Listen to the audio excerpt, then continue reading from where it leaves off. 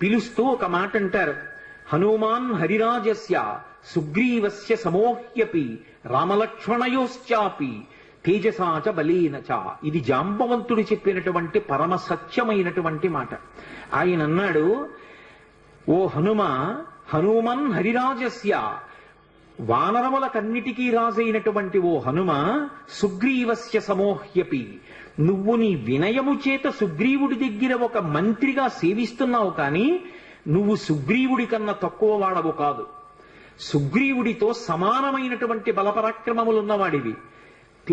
అది రామలక్ష్మణయోశ్చాపి, రామలక్ష్మణులిద్దరూ ఎంతటి తేజోవంతులు బలవంతులో నీవు కూడా అంతటి వాడవే.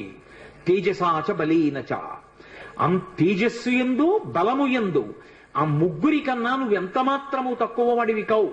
అటువంటి వాడివి ఇవాళ 100 యోజనముల సముద్రాన్ని దాటడం నీకు పెద్ద లెక్క కాదు.